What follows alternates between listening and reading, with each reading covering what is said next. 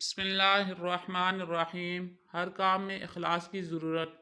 حضرت ابو ہریرہ رضی اللہ تعالیٰ عنہ سے مروی ہے، فرمایا کہ آپ صلی اللہ علیہ وسلم نے ارشاد فرمایا، 7 آدمیوں کو اللہ تعالیٰ قیامت کے دن اپنے سائے میں رکھے گا، جس دن اس کے سائے کے سوا اور کہیں سایہ نہیں ملے گا۔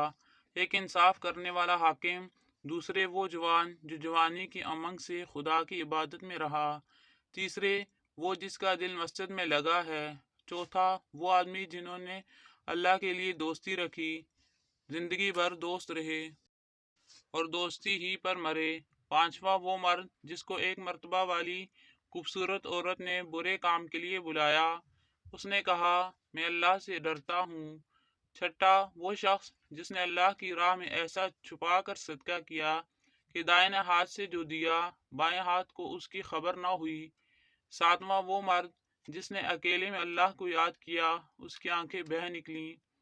مسجد کی طرف نکلنے میں اخلاص۔ آپ صلی اللہ علیہ وسلم کا ارشاد ہے کہ آدمی کی نماز اکیلے پڑھنے سے جماعت کے ساتھ پڑھنے میں ڈبل اجر ملتا ہے، اور بازار والی مسجد میں 25 درجہ زیادہ ثواب ملتا ہے۔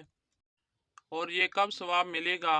جب وضو اچھے طریقہ سے کرے گا، پھر وہ صرف مسجد کی طرف نماز کے لیے نکلے تو اس کے ایک قدم پر ایک درجہ بلند کیا جائے گا اور ایک گناہ مٹا دیا جائے گا۔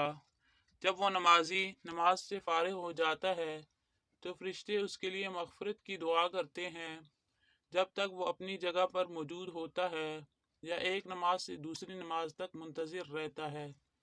شہادت کی طلب میں اخلاص۔